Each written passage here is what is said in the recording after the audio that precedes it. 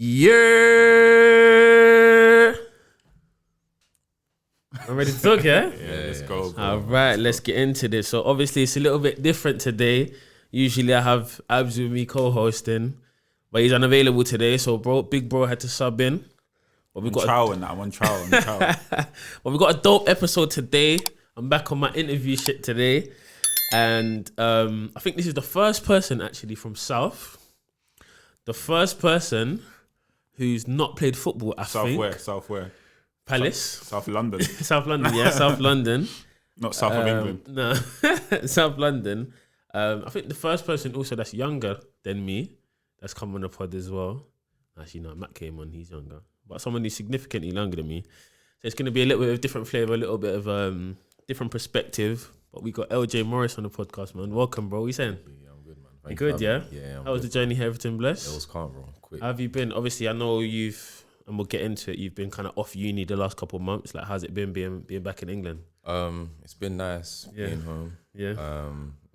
Just been working out. Yeah. Seeing friends, family. Yeah, it's been good still. I dig you. And Con, what are you saying? You good? Yeah, man, I'm good, man. I'm getting ready to travel the world again. Okay, you're back off again. Yeah, I'm going a couple places. Yeah? Yeah. You don't want to talk too much? I don't Couple talk places. too much. Just going Just couple places. Just going a couple places. So Say no more. So obviously, you know what we like to do. We kind of like to take our audience through, the entire journey of kind of your life, LJ. So, talk me through like where you're from. Obviously, I said you're from South, but specifically where you're from and siblings, home environment, that kind of stuff. Like so let's just I'll ask you bare questions there. Where are you from? From South London. Yeah. Upper Norwood. Okay. South Norwood. Okay. Upper Norwood. That's what he said. Upper Norwood. Like. Yeah, Upper North, South what / what? South Norwood. Okay. That's the right word from like Stormzy and Captain Conan and all them people. Yeah, Creps from like Gypsy Hill, like. Okay. That's like local. Yeah, Croydon. Just call it Croydon. Innit? Right. Okay. Croydon. Yeah. Okay. Got any siblings? Yeah, I got 2 older brothers. 2 older brothers. Yeah. Okay. So, what was the home environment like for you guys? Like, were you very close or not really? Yeah, we're close, but like we all do our different thing in it. Okay. But, like, there's definitely like a home environment. Okay. So, how much older, younger than you are they? You said older. 2 older brothers. Yeah, 2 older. Yeah. How much older? The oldest is probably about 16 to 18 years older than me. Okay. And then the next one is probably about 6 or 5 years. Okay, so you're the baby. Yeah, I'm the baby. So. Okay, so what was that like as like the youngest brother in the family? Did you feel like you needed to live up to what your brothers were doing and kind of like? Yeah, no, you know what? Yeah, I just did my thing. You just did your thing. I just did my thing in it. Like, okay. I didn't really. Well, yeah, my older brothers were there in it, but I just like did what I had to do in it. Okay. That was it. Yeah. So obviously, the way that we know each other is through my close friend Michael. Shout out Mike, and we met at Ethan's birthday the other day. Yeah. And obviously, I know you got a big family, so you like very kind of family orientated kind of guy. Would you say? Yeah. I think it's important to kind of like keep the family close. Yeah. But yeah, I'll say I'm a family guy, definitely. Okay, so obviously, the reason we're kind of talking is kind of you have an interesting kind of different kind of journey to most people, especially of your age. You're a basketball player, so how did basketball kind of come into your life? Basketball came into my life from like primary school, I'll be honest, but like it was just after school club. Like, I think like year 5, I just was going to after school club in it because like my parents couldn't get me straight after school in it, so I just had to like find something to do. So I was just doing that, like messing around with it. Okay. And I've always been like one of the tallest like kids in my grade, innit? Yeah. So if you can't see, obviously on the camera you can't see, but he's 6'5", so he's absolutely massive. I just said grade. I mean, yeah. So like, but even like after school club and that, usually there's a lot of activities, different types of activities going on. So we come from a country where football's the main thing. So was there not like kids like just on ball? But then you're just over there thinking like, I'm just on this basketball thing. Like I don't know what them man are on. Yeah, I tried football a few times. Just me. It's working. Not me, bro. My legs are too long. Like I'm just like all over the place. Yeah, no, not me, man. Definitely not me. Yeah, so after 6'5", the cut off for a baller slightly. No, because there's not that many tall ballers. Yeah, but he's an anomaly though. Yeah, it's true. Yeah, probably above 6'5", it's getting a bit technical for you, like to be able to unless move. you're going to be a keeper. It's a bit of a myth, isn't it? Yeah, unless you're a keeper. Yeah, you went on being a keeper. So yeah, obviously after school club. So when did it start becoming a little bit more serious? So I think the transition from year 6 to year 7. Okay. And I just said to my mum, like, you know, I'm enjoying basketball. Like, you know, can I find a club?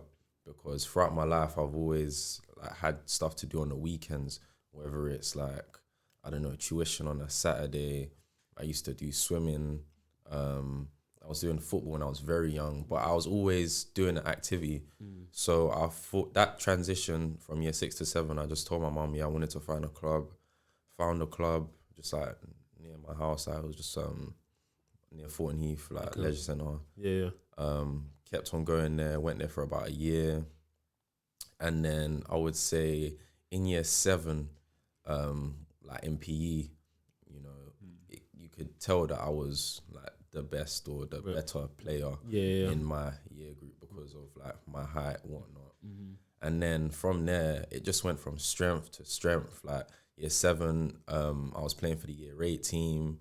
And then from there on, year 8, I got called up to play for Surrey, the county. Dope. And it just, it was crazy, man. It just was your school known for like basketball? No, not at all. Not at all. See his face. Not at all.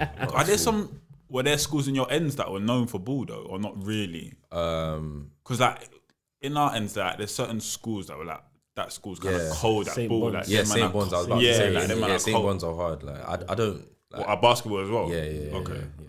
When I was, I don't know if it's the same now, but when I used to play basketball in school and we'd play them in the London Cup, they just had lots of Filipino players. I don't know if it's St. Bonds. Like, they just had a lot of Filipinos and they were all sick at basketball. Like, it was mad. No, for me it was, we didn't even have a sports hall, bro. That's how mad it was. Like, didn't have a sports hall at your school. Exactly. So where were you doing PE? Bro, outside? Like, outside, like in the hall. Like, it's like, it was mad. Like, no, it's serious, bro. Like, I was playing basketball outside, like in the courts, innit? Like, it was cold, like just going, just working out as much as possible, like playing just for fun. You know what I mean? And then obviously doing your club stuff on the weekend, is it? Or did they train like during the week as well? Yeah, so from like year 7 to like year 8, year 9, I was doing that, you know, that local stuff, that club stuff. I was going like, you know, Tuesdays, Thursdays, Saturdays, Fridays, whenever I could really, like, and it was a thing where like I was just going for fun. Like, it wasn't, you know, LJ, you need to be at practice at XYZ time. Like, I was just going for fun because I just loved the game and I was just new to it. It was just a great experience because I never really like experienced anything like that. So I was just going. Yeah. So interesting question for me. Sorry, Con. Interesting question for me is that one of the reasons I love football, and it might sound a bit crazy, or I think a lot of people will relate, but it might sound dumb how I articulate it. But one of the reasons I like football is because all my brethren like football. So it's like we'll all go and play football together. We're all teammates. We'll be like all grew together. We'll go to the same school and then we played on the weekend together for a team or whatever. Or we all go power league. Obviously, basketball is not the known sport. That might have been more difficult for you to get friends together. So like from a young age, did you have to be quite independent? Like, this is what I like doing, and I just go and do it. To be honest, or were your friends into basketball as well? No, my friends weren't really into it. It was just like a football thing. But I think it stems from like being at home, like because I've been the only child in my house for like a little while, so I was used to kind of just getting on with whatever I wanted to do. You know what I mean? So I just went basketball, enjoyed it, and like you meet people there, you meet friends, like you know what I mean. And when you went to the local team now from school, did you see the standard significantly increase? Like, oh, these men are a lot better than these men I'm playing with at school. Yeah. So what was happening was how it started off was every Friday night, I would go to, there was like a scrimmage in it, like a little, you know scrimmage, yeah. So just like a little scrimmage, just get together and play. It's like when you go goals or something, like just mess around, go play football, whatever. Yeah. So like there was a scrimmage every Friday night, yeah, and there were adults there, like men, like women, like, you know, and I think I was probably like the youngest there. So I was learning from these older guys. Like I wasn't necessarily scoring, like doing anything, but you know, I was learning how to play, and you know, it kind of gave me confidence. So when I went to school, like you couldn't touch me. I've been playing with big man, so yeah. And I was doing that for like 2 years, and like I didn't understand the game. Like I didn't really know the game, but you just pick up things. You know what I mean? And when you can see that, you know, oh, I'm kind of getting good at this. Like, let me try that move. Like, you just want more and more and more. Like, you just keep going. So how did you end up at this scrimmage? Like, did someone from your local team come? I didn't break it down to you. So basically, yeah, there was like this local club, and the guy that ran it, he like ran sessions for kids, and then he would do like a adult session, like a scrimmage on the Fridays, and he would just tell me to just come down. And yeah, that was it really. Okay. So obviously now you're playing with the older kids, you're starting to really, really stand out at school. You're probably getting known as, you know, to your teachers, the guy who plays basketball. Like he's really good at basketball. So when did it start kicking on? I know we kind of touched on it. Like, Surrey, you played for your county. Yeah. Was that a big deal at the time? Yeah, that was big, bro. That was big. Like football, I'm sure if you played. Yeah. So I played for Essex County. Like, it's a big deal. Do you get it? So, year 8, I played for the county. Well, I got referred to do some Surrey trials. Went to the trials for about, I think it was over like a 4-week period, like every Saturday morning or something. Went to the trials. There was just cutting players every single week, and I just made it. So how old are you at this time? Like 13, I think I was 14? about 13. Okay. Yeah, 13, 14. Yeah. And then from then we had like a little tournament in Surrey. Some other teams, like I think like the Welsh team was there. Some other counties, like West Sussex or whatever. Yeah. Why do you say Surrey's a big? Is it because Surrey's known for basketball? No, just playing for the county. It's just like playing for Essex or playing for Hertfordshire or playing for whatever. It's a county, it's a big deal. So from then on, there was like the South East of England coach. He was there, like looking at players, watching them, and then I played pretty well that tournament. So what happened was, kind of like took me aside and he was like, "Oh, let me get your name, number." Got a text about a week later saying, "Oh, can you come down to the Southeast of England trials?" Went to those. Those were like the best players of that tournament. Tournament that I just played. So went to that tournament, the trial, sorry. Yeah. And yeah, it just kind of like kicked off from there. And at those trials, they were like it was the top talent. So I was really competing against the best within the region. Yeah. Did you get it? And from then on, same thing, you know, our trials work week by week, like players were getting cut. Yeah. And then there was a final 12, or I think it was a final 14 or 12. So I made that final 12. And from then, it went on a more national scale. Yeah. So there was then a massive tournament, like for each region. So So it was like Northwest, guys from Manchester, Liverpool, Southeast. There was a London region. Yeah. There was South, East, like Hertfordshire. Like there was bare regions in it. And then what happens, like every year, they do it with different age groups in it. It's just called regionals. In basketball. So like I think there's like an under 12, under 14, under 12, under 15, under 17 regionals. And I went to the regional tournament, and at the tournament, you're playing each other regions, like you're in pools and whatnot.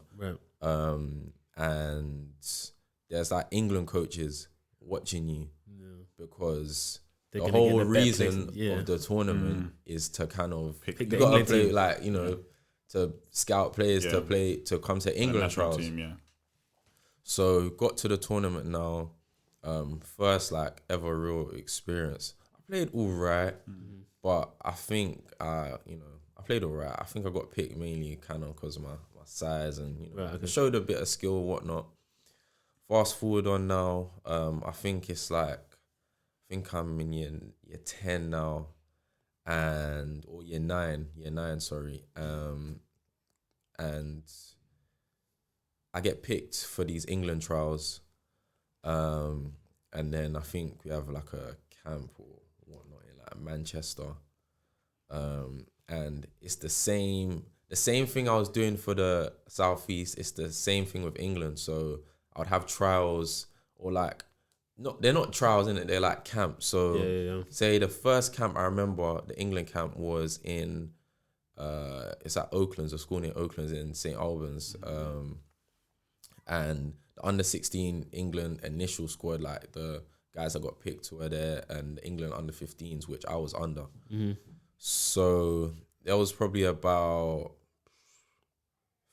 30 boys of each in it. So 30 under-16s, 30 under-15s. Yeah. And then you have a camp for like 4 days or 3 days. Like they'll put you in a hotel, like you get fed or whatnot.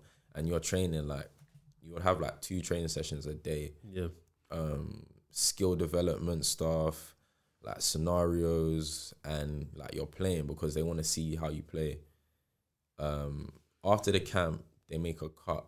Right. So from how many? So from 30 to how many? Like 20? I think the first camp, like they didn't cut many. I think it might have been like 3, right, okay, or 4 maybe. And then, but during that camp, you have to be on your A game. Yeah. I mean, this is the best players. During the camp, though, are you thinking like, when it's time to cut, man? Are you thinking, I might be amongst them, man? Or yeah, you're thinking or did you know? Because sometimes you know go, what the thing when you're is, on trial, like from ball and that. Like if you've done your they're not gonna sign me, innit?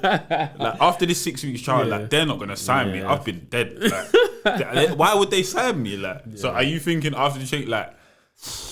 The thing is, I've done enough. I've done enough. No. It's never you've done enough. No one knows, innit? Because the coaches will show no emotion. Get it? That's good. Like, that's kind of good though. You know, like from on the court and off the court, like the way how you carry yourself, like there's certain things like being on time, you know, your focus, like you've got to make sure everything is on point. Yeah. Do you get it? Everything has to be on point.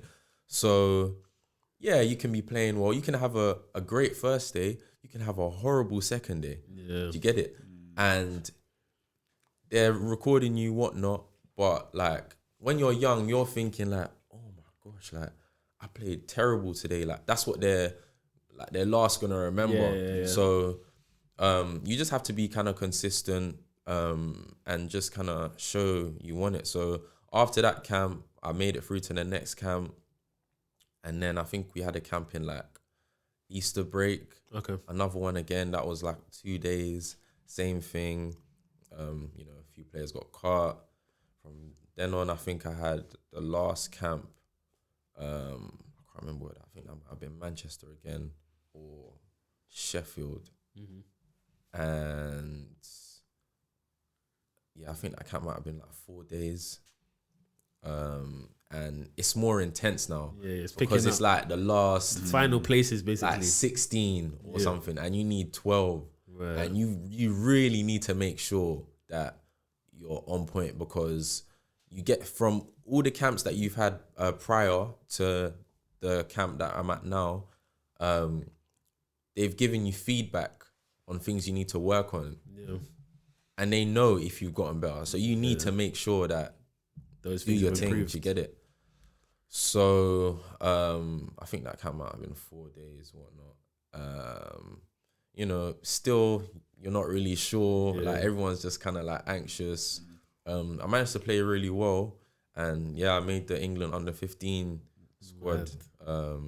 So dope. Yeah, then let's just pause there. Because like we have to help man up. That's a big achievement to be in the top 12 or 16 players in the country at your sport. Like that's not a joke. So that's cold. Like, how did it feel when you were selected? Like, what was that feeling like? It was like wow, because I've never really achieved something like that big, like on a scale like that. You know what I mean? Yeah. And I tried different sports when I was younger, but I really like this was really like my thing. You know. So when you go back to like, right, like I'm playing for England. Like, playing for my country at ball. Like, that's mad. So when you go, like, you know, tell your family, or when you go back to school, did they also realize like how big of an achievement? Yeah, that was big, bro. Like, I was getting shouted at school. Like, I was in like the school newsletter and that. Yeah, like, it was proper. Yeah, man, that's dope. But sorry, I was gonna say just quickly, and during this whole time, just to like do the parallel with football a little bit, like, are you still finding that like you're pursuing this in isolation? Like, you don't really have friends to like banter about this with, or like, because them man are watching Match of the Day Saturday night. Like, what are you like? What are you do? Are you watching NBA highlights? Are you like? Because you know when you're football, like, if you're trying to be a footballer, like immersed everything is football. Like, maybe your uncles, aunties are going to watch West Ham on a Saturday, and like you're watching Match of the Day. Your highlights during the week, you're training. Everyone, when you man come to school, did you watch thing at the weekend? But that's not the case with basketball, isn't it? So like, how you like? The thing with basketball in this country, innit? Once you get into it, there's a whole community, bro. Okay. Like, I have my friends, like my bros, and then like I still have like very close basketball friends, but it's a different, separate. Basically. Yeah, it's like a separate. thing. It's a separate thing. Where the football thing is more merged. It's literally. But at the same time, the more I kind of grew with basketball, like my boys that I grew up with, they were starting to take an interest into it, and they were starting to understand the game. Especially now, like everyone plays 2K, everyone plays NBA, so like they're starting to that's another understand it more. Like, playing Pro and FIFA growing up, it was no 2K, there was none of this 2K. Literally. So they're starting to understand it more. And another thing, like, you can watch NBA like on TV now, like BT and that. So like people kind of just watching it here and there, picking up here and there. Even like Michael Troy and that, like they kind of know a bit about basketball, like, which was surprising to me. You get it? So like people kind of pick up. That's interesting. Here and there, Yeah. So sorry, one more thing before we carry on the story is like, obviously, like we say, we talk about football and stuff like. So, for example, Connor for me was someone who, when I was young, I would go to advice about, what should I do with this, or this manager said this, or what do I do with my position about this? Who are you going to for advice about how to improve your game? Is it just literally like your local coach, or because there's a lot of resources when it comes to football. There's a lot of resources and people you can pull on, but maybe not so much in the basketball world when you're that young. Obviously, as you grow and you learn and find more people. So were you kind of just doing your own thing and trying to just like, was there people you could go to for advice? A bit of both. I was kind of like, I was just having fun with it, honestly.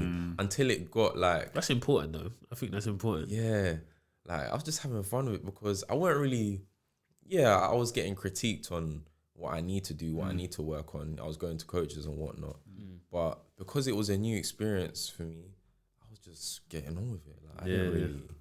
Just did my own thing. I hear you, that's dope. So so you get selected for the U15 England. So what does that mean? Is there some kind of European tournament or world tournament that you get to go to because of that? So we went to a tournament in Copenhagen, Denmark. Dope. I think it was sick, bro. Like, I was year 10. I got to miss school. I'm going Copenhagen. You lot are in school. You get it? Like, facts. I was like, these times your team, your schoolmates probably never even heard of Copenhagen. Yeah, literally. So that tournament was like, that was breathtaking. So there was quite a few teams. There was like Swedish team, national team was there, I think. What other teams we played? I think we played a German team, like a German club team. Finland was there. Denmark, of course. And a few other good teams. I can't really remember the countries, but like European. So how long was the tournament for? The tournament was... How long was that tournament? That tournament was about 4 days, I think. Maybe tournament. 3 days. Yeah. And I think we played like 2 games a day, maybe 1 game. And we had a really, really strong team. Like really, really strong. Like we all got on well. And it was all new to us. So like everyone's just gelling, like doing our thing. We won. I think we won every game. I think we might have lost 1 game. And then we went to the championship.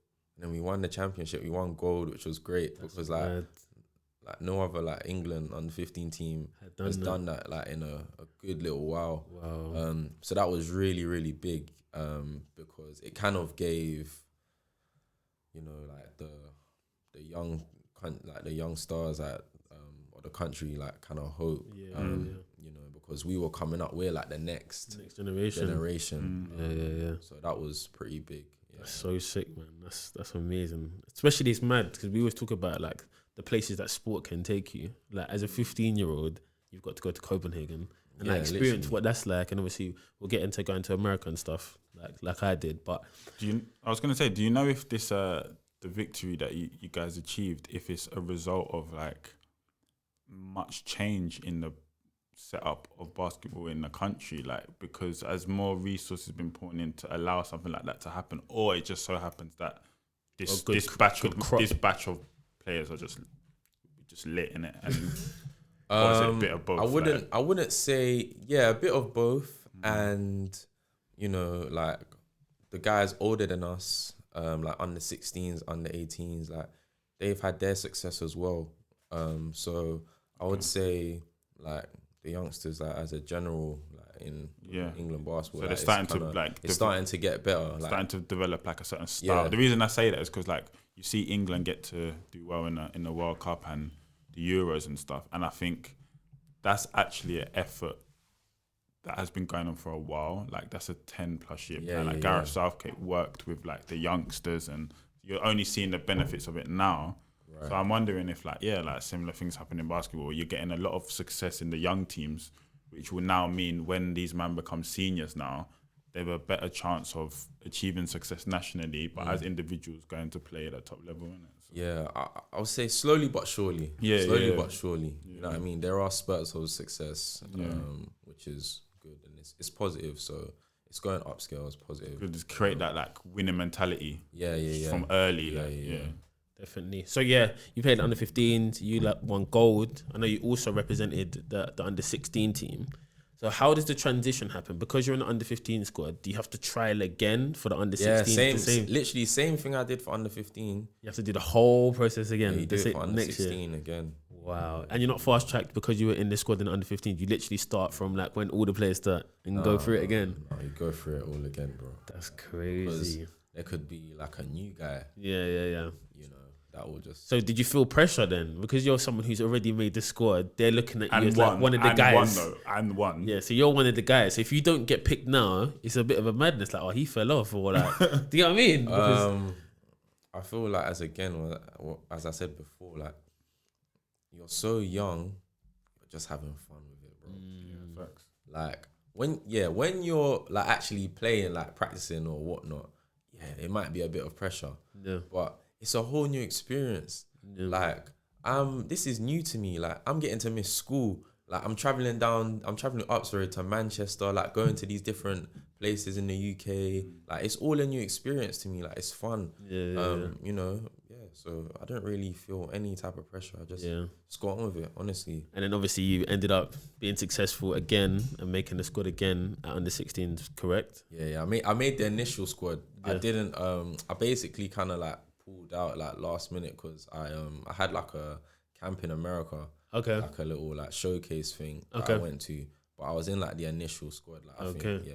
Dope. So let's talk about that. Like, how did that come about? That camp in the States? Yeah. So now so just after kind of under 15s England, I moved to like a more prestigious club in London. Okay. Named Lewisham Thunder. London Thunder. Okay. And what happened there was it's a national league club. Yeah. So we play teams like within south of England. Right. And the director for that club, he had like some like kind of like links in America or whatnot. And one of the players from the club, he was looking to go to America. And basically the place that we was going came down to the UK, London, and like had a showcase. Okay. And the best kind of players in that showcase got picked to go to America for like that little tournament. Okay. Like other Americans there playing, and that was like. How was that? It was because like, it's the culture. Innit? It's the culture, innit? They're immersed in basketball. It's like basketball and American football. That's their. Yeah, it was different, bro. Like it was different. Like the level, the standard, everything. Yeah. The standard and level, like it's much quicker. Yeah. And I can imagine. like some of these guys, like they're coming from nothing. Yeah. The hunger levels are different. Yeah, the hunger levels are different. Like, you know what I mean? And so how did you perform?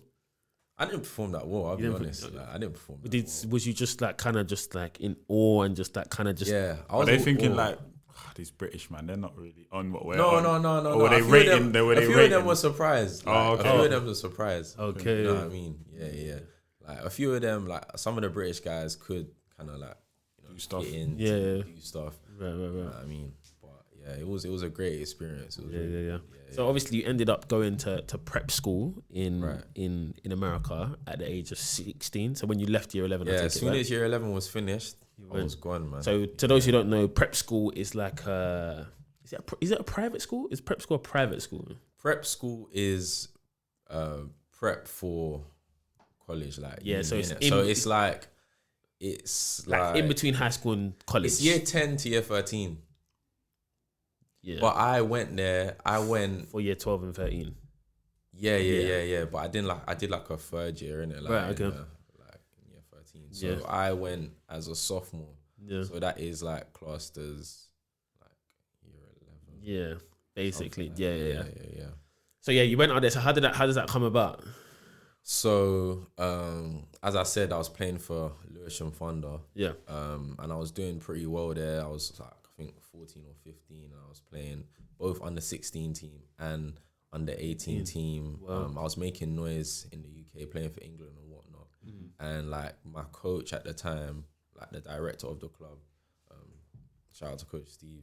He kind of like he made the NBA in it. Okay. And he played in college. He played D1. Dope. He played North Carolina, and then he played in Europe for like many years, multiple years. So he went to that high school. So the high school that I went to, he went. Okay. So he thought it would be a good idea for me to kind of go to the high school and kind of like, just get better, get a feel for it, get an experience. Because like after year 11, I was looking I didn't know what to do kind of thing. Like I didn't know if I was going to stay in the UK, go to a basketball academy in the UK, or like kind of stretch myself. Yes, because let's talk on that. So what is the pathway? Because like at 16, when you're playing at the elite level in England in football, obviously you'll go and do a scholarship for 2 years, and then that's the pathway into the pro game. What's it like in basketball? We talked about basketball academies. So it's different for everyone. Right. So in the UK, there are basketball academies in like all over the UK. Right. It's called like the EABL, Okay. Elite Academy Basketball League. Some players go to Europe, like they'll play for club teams in like Spain. Right.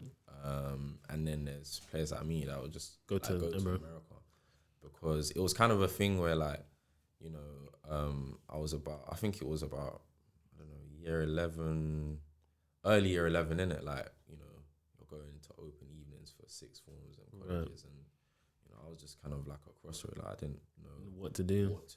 I was applying for UK sixth forms, but the basketball standard just not good enough. It wasn't good enough. Like I wasn't gonna get stretched. Yeah. And I need, especially at that age, 16, like you need to be stretched. So I kind of had that conversation with like my coach, and he just advised that I go there. But it wasn't that easy though. Like I had to apply. Okay. And I was waiting. Like I don't know if I didn't get in, I'll probably still be in the UK, or I probably would have went somewhere else. Right. America. So what made it so comfortable for you to say, at 16, I'm just going to pick myself up, go to America, a place I've never been, as in the place I'm taking the school that you went to, you've never been to that area. Yeah. And just say, I'm just going to do it. Just having fun. I'll be real. Exactly. I'm just having fun. I'm just having fun.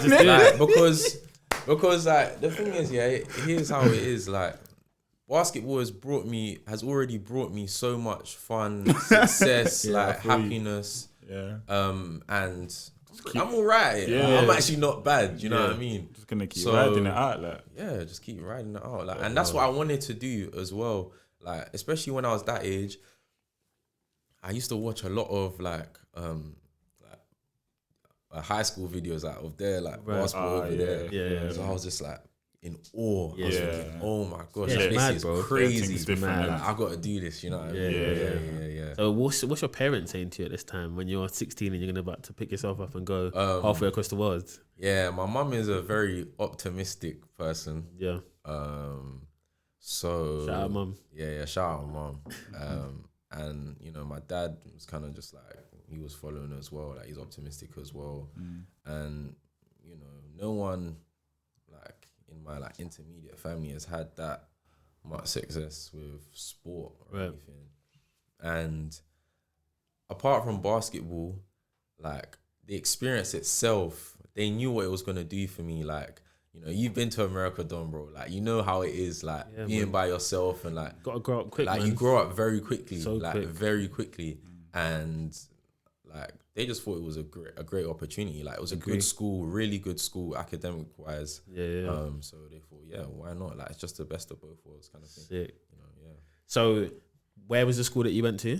So I went to school in Massachusetts. Okay. So the main city is Boston. But I went like I think it was in Byfield, Massachusetts, which is like kind of close to like New Hampshire. Okay. Yeah. So in the sticks, bro. Like, it was in the sticks. So did you fly from London to Boston?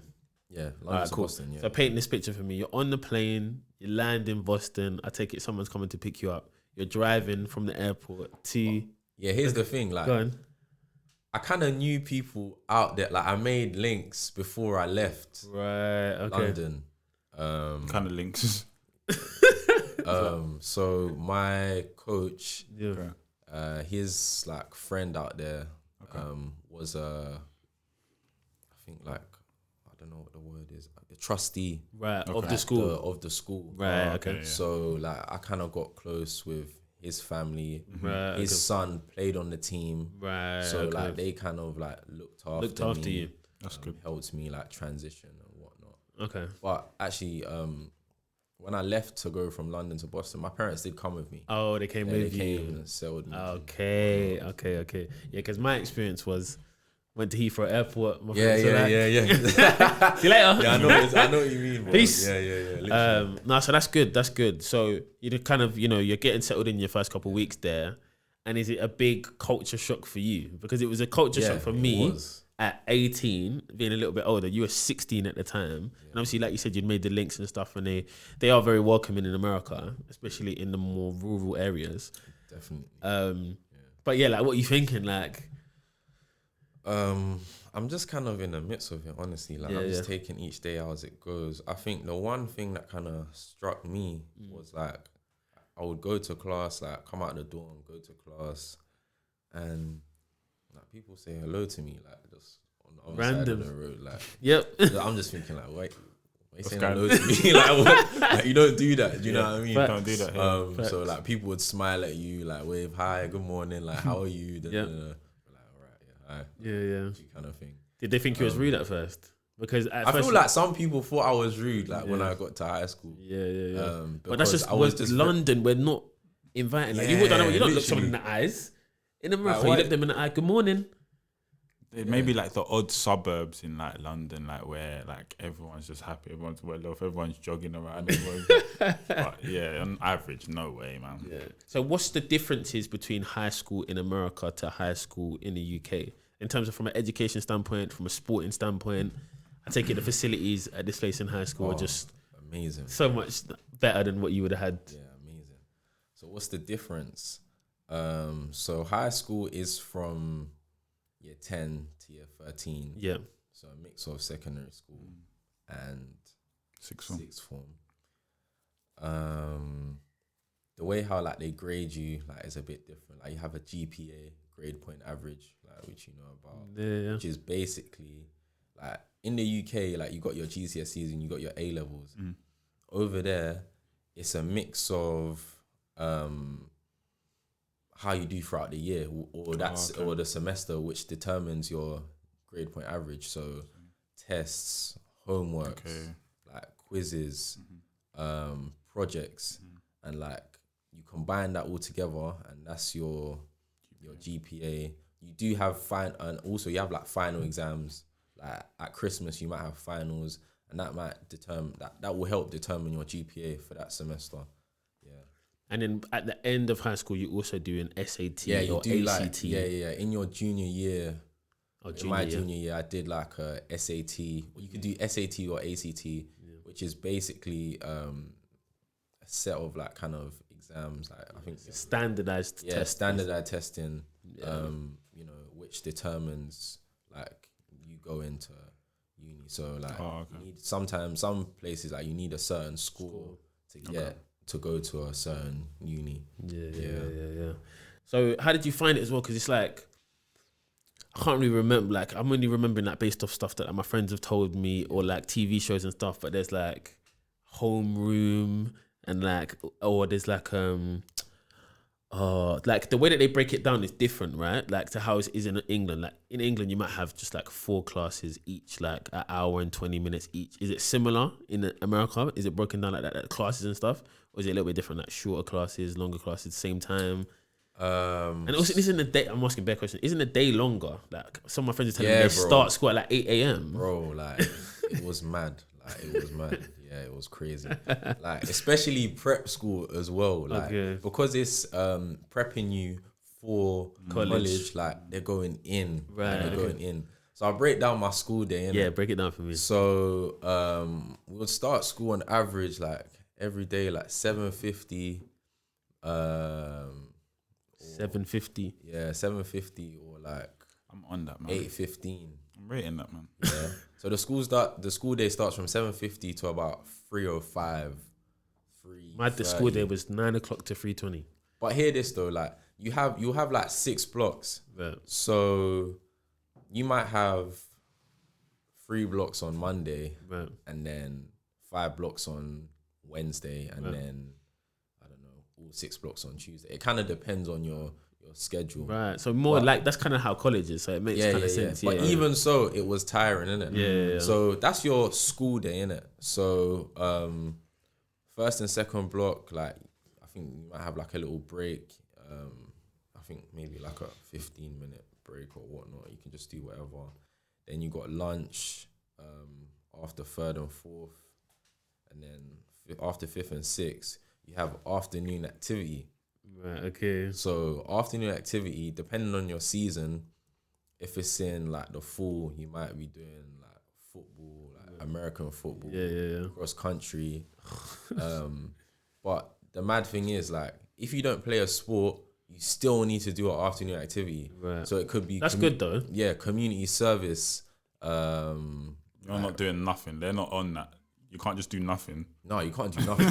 They're not on that. Music, like playing an instrument. You have to do something. You got to do something. Like, that's good though. You got to find something to do. Like, you can't, like it's not running, bro. Yeah. Because like you'll get, I can't remember what they called it at my school, but you'll basically get like Saturday mornings. Oh, I swear. Like where you already wake up early. Yeah. So like you basically have like detention Saturday morning for like 3 hours. You've got to do work. So like you'll have theatre, like robotics or something like that. Yeah. And then like depending on your season, it depends on the sport. So like from winter time came. Basketball. It was basketball. Yeah. From like November all the way through to like March. Sick.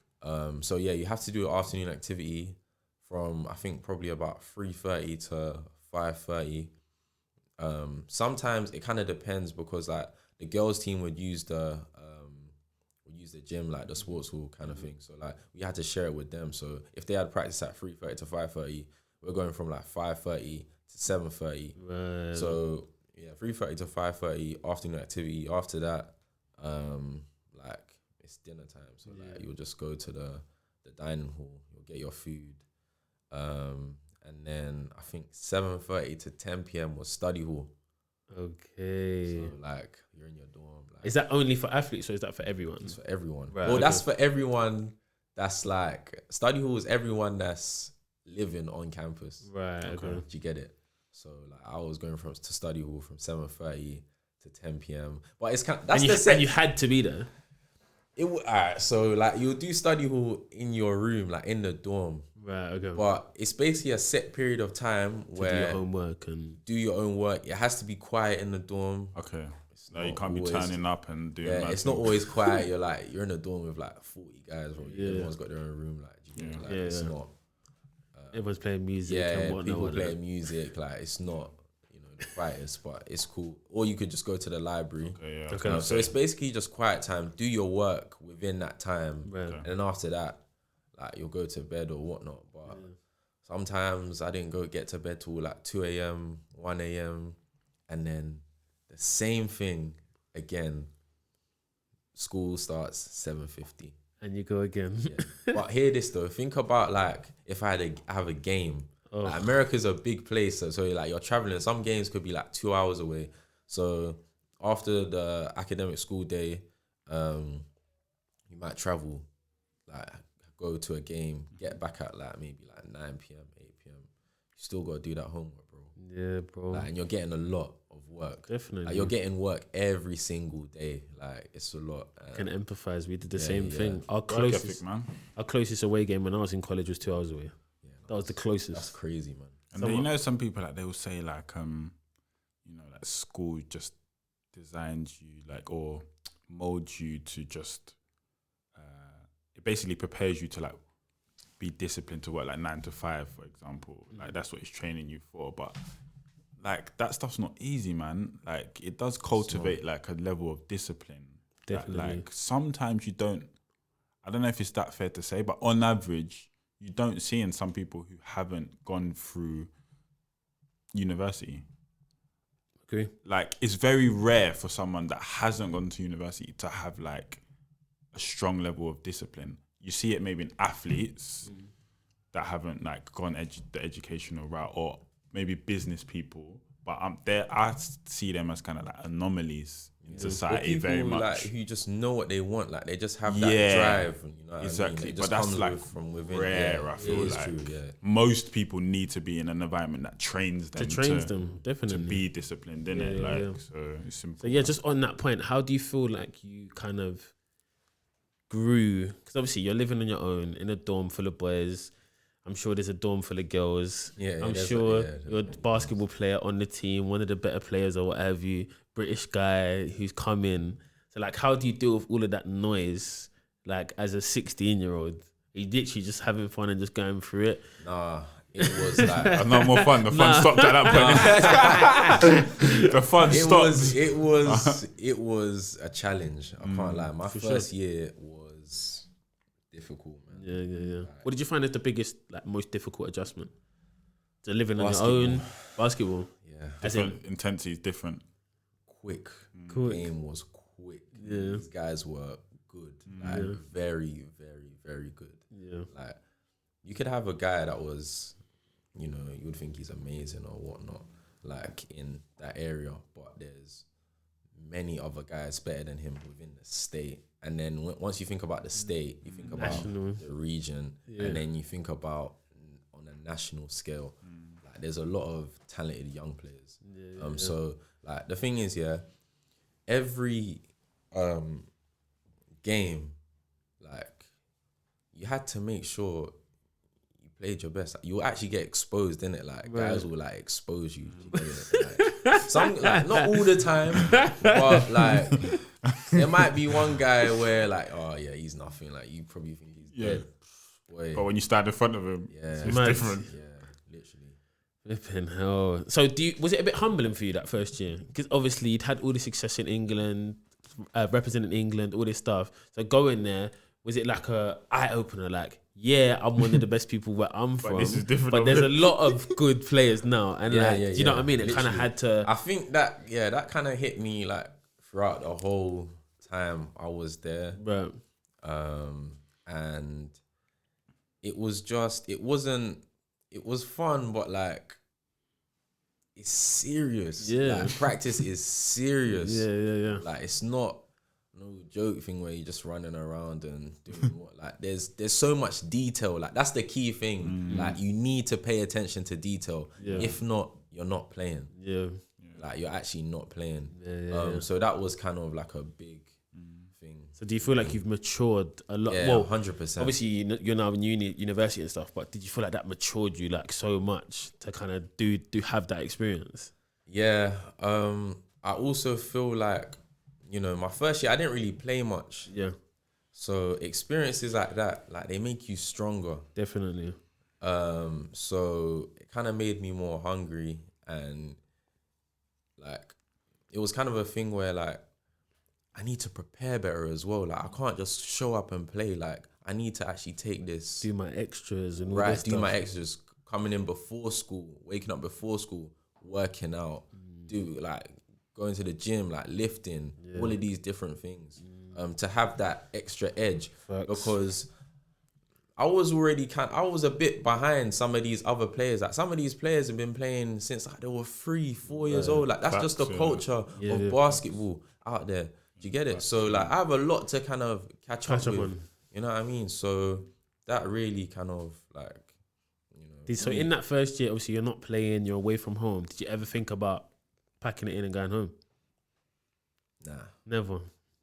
There was times where I'll call my parents and be like, Mom, like This is mad. This is crazy. Like, Yeah. even sometimes now, like I'll be sitting in my room, laying on my bed, whatnot, and I just pinch myself and I think to myself, what the hell am I doing here? Like, do you get it? Like you might be on Snap and seeing your friends having a good time, you know, thinking like, you know, I wish I was there and whatnot.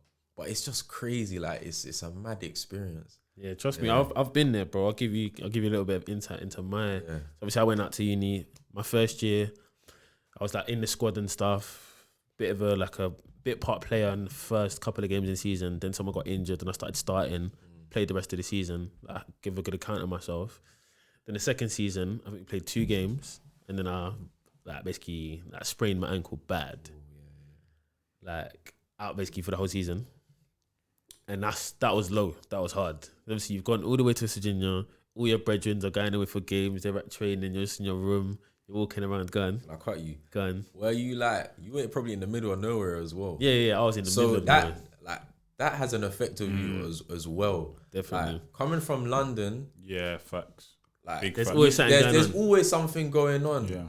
Buses going by, your friends around, you know, like you can go and do something. When you're literally in the middle of nowhere, like even if you live on the outskirts of like London, like it's easy to get into London and like see what I go on. Literally. But like some of those remote places in some of those states, man, like you got to drive. Nothing. The thing is, you've got to drive Quay to get into the city as well. Literally. Like no walking nowhere. Yeah, like no nothing. You gotta get a no car. walking nowhere. Yeah. So like even my second year, like when I got injured and stuff, like it's low. Like you can be low. Like your parents are not around, your friends are not around. But like you say, it molds you and you grow.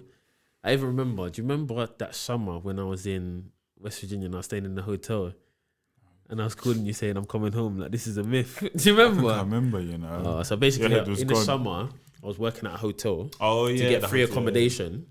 Because I was playing for a summer team. In this summer team now, the coach is not trying to give me no play. Like he's just not feeling me. Like he's just not feeling me. Not in the squad. Nothing. Like he's just not feeling me. I'm thinking, and then I'm staying in this hotel. Like I'm having to like scrub the staircases and the walls and all these things. Yeah, so you're just thinking to yourself. So like I'm going bored in the morning, I'm like, because you know how it works in football. Like if you're playing, like you're involved in the drills and stuff. But like if you're not playing, like you might just be like on the feeding and stuff like that on the side. Like you're just like you're just supposed to be like, let's just say they're doing boxing, you're just one touch on the side, like that kind of stuff. So I'm doing that stuff. I'm back to the hotel now, and then having to work, and the work is like front desk stuff or like restock the vending machines and these kind of things. I'm thinking, nah, this is long. Obviously, you did your grind. Obviously, man stuck it out, and like I always say, it's one of the best experiences I ever had. But you did your grind. You'll go through. Obviously, you're in your second year now in university, so you'll go through these times. You're thinking, bro, I'm not gonna lie, this is long. Times, but if you come out the other side, you'll be a better man for it. 100%. Definitely. So obviously, after that first year, did you end up playing then, and then your kind of second and second third year was like a good year. We got a new coach. Okay. And he kind of like broke the game down more for me. Right. Like, well, for the team actually. Mm-hmm. And there was much more success. We didn't really win anything, Right. but like I definitely developed. Yeah. You know, like understanding the game more, which really, really helped. Yeah. Definitely, that second year was. So we're gonna just fast forward a little bit. So obviously, you're now getting into the college recruitment kind of stages now. So what did? Because I understand in America there's like summer basketball, like AAU. That's one. There's like summer basketball and stuff and all of that. And now you're thinking about colleges and recruitment and all of this stuff. So was that quite a pressurizing time for you? Because that's the path to the pro game, innit? You go into university basketball and then you go and try and get drafted and that stuff. So AU went back to fun. I can't lie. What do you mean? AU went back to fun. Like it was summer vibes. like So the season was from like maybe like November to December, and then, no, I'll talk about November to like late February, and then like you might have like exams that week, and then you got March break. When you come back, that's when the AAU season starts. Right. It'll go from like March all the way till like July or something like that. So I played on this team, which my coach kind of like referred me to, called Prodigy. Okay. And I was playing with them. And the guys on the team were like guys in like the Boston area, within that area. But like we were doing like traveling, bro. Like it was so new to me. Like I was going to Pittsburgh, I was going to New Jersey, like on different weekends. Like I got to miss some days of school. Wow. Like it was good fun. And basically with AAU, what you do is you go to like all of these different tournaments like around the country, and they're like, you know, scouts, they're coaches, they're watching you play, and you know, if you're good enough, like they recruit you. Yeah. Like, that's literally how it is. Yeah. Okay. So you ended up going to Emmanuel College, which is the college you're at now. So how did that kind of process come back? Just from playing AAU, they approached you? And just playing AAU. Like different coaches messaging you, and from junior year, like you take your SATs, like your ACTs. So like you're really starting to prepare for your last year. So like going into senior year, you know, coaches were messaging me, whatnot, and then like you kind of like narrow it down choices of where you want to go to. Like you visit different colleges and whatnot, and it just got to a point where I visited all the colleges that I was thinking about going to, and I cut it down and I just picked. So obviously, unfortunately, you haven't been able to play a game yet, because of COVID. Because of COVID season. So like, how was that? Because I think you were supposed to go out last summer, and you didn't go, and then you went out in January instead, right? So you had the first. Yeah. So September 2020 to like December 2020. That was like the first half of the semester. Yeah, supposed to be your first semester in college. I was just doing online. Yeah. So from home. Yeah. And then from like early February to like May, second semester, I went over back to America. Yeah. And there was barely anyone on campus. It was just like mainly athletes. Like, a few people here and there. And it was just, we were just working out. Yeah. Just working out like every day, just working out, getting better, like team practice, what. That was literally it, like no games or anything. So obviously I imagine you're excited to go back and have, you know, kind of your first full semester back in America. But this summer's also been a dope one for you. Yeah. This summer. So talk to us about what you've kind of been involved in the 3v3 stuff. Yeah. So I came back in like May, like late May, and then basically the guy that sent me to America, my coach in England, he's kind of like high up, like in the board of like England basketball. Right. So he basically called me, like, you know, me and him are like cool, like, you know, I know his son, like we're pretty close. And he called me and asked me, LJ, do you want to come to the England 3v3 like men's like camp? So I went to that camp in, I think it was June. And basically they broke it down. So like there were the senior men's team, and then there was like the under 23s, but we all kind of practiced together. So that was like a 5-day camp. And after that camp, like, I made the GB under 23 team.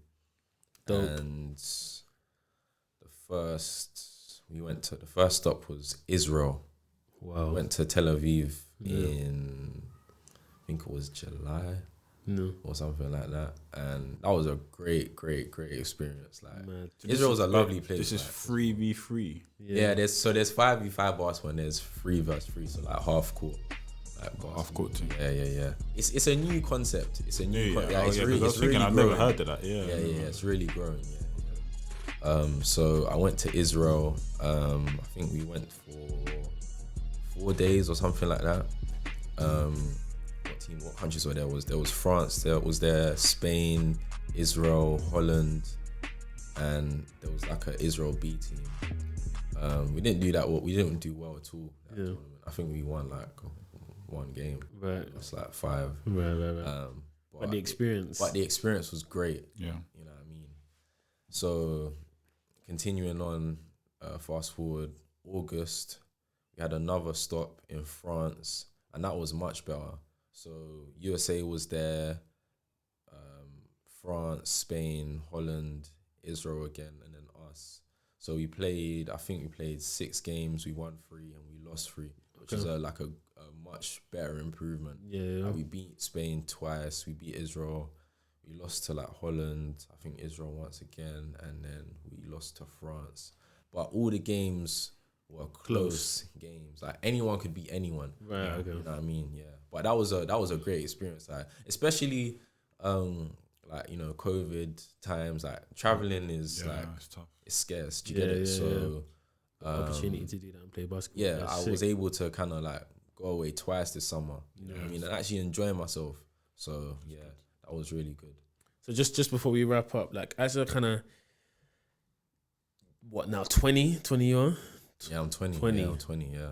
As someone who's 20 now and been able to live in another country for, let's say, 4 years, would you advise other people around your age and maybe even younger to go abroad? Doesn't have to be America, but to go abroad and live by themselves? Yeah, I would advise, if you can, see the world. Definitely. See the world. You've been preaching the this reason on the podcast. why is because a lot of people my age, younger, they're so like trapped, like, in your own head, what your brethren think. Like, the world is a big place. Do you get it? Like, huge. You know, it's huge. And you know, you and I, like, we're all talking about like different experiences. Like, you can conversate with different people, you meet different people. Like, in this life, it's literally about who you know. Do you get it? So yeah, I highly advise it. You know, you'll just open your mind, see new things, and you won't be so kind of like small-minded. Yeah. Definitely. You won't think as well that if you're having a hard time in your current place, that I think when you've travelled, that becomes less so, because you realise that there's opportunities on this planet. Yeah. Like, for some people, things are not maybe going well in London or in the UK in general. Maybe it will go well in America, or it go well in Asia or wherever, you know, like. So that's an important thing, I think, to know. I'll say one thing as well, like, you shouldn't be scared to try new things. Definitely. You should not be scared to try new things, because, you know, like, it's everywhere in the world, but like, when you're amongst your friends kind of in London and whatnot, like, you're quite, you know, you're thinking about, you're doing the same stuff. Like, you're thinking about what your friends think and whatnot. Do what you have to do. Like, who cares what your friends think? You know what I mean? Because like, when you're winning at something, you're winning, like, and everyone wants to come with you. You get it? Do your own thing. Like, not everyone's path is the same. Definitely. You get it? You're on your own path. Yeah. Do what you need to do, innit? Yeah. And so, how far do you think the basketball can take you in life? Do you think you can, you know, keep improving and get to that higher level of playing, like, whether it be in the US or in Europe, or or you kind of just still just having fun with it. It's like let's ride this shit. Like, let's get it. Like, to be honest, like I try and like be in the present moment. Yeah, I feel you do think about what's ahead. Yeah, but I feel like when you think about too much what's ahead, you kind of go off key. So you just need to think about the present moment and doing everything the best you can within the present moment. You know what I mean? Like, who knows what could happen? Yeah. You get it? Like, I never thought I would be where you want. Could you get it? Like, doing what I'm doing. Yeah. Playing for GB, whatever, like, you know, but you just have to stay within the focus, innit? Yeah, stay focused. Literally. It's true that I feel like most people who like get to some level of success, they're never like, I dreamed about I was gonna be here. It was always kind of like I was just working and just get on with it. Like life just happens. Rolls on. Yeah, literally, it just happens. But it happens with hard work, consistency, dedication, having a focus. You know, it's not always gonna be easy, but you have to keep persevering. Like, you have to keep pushing.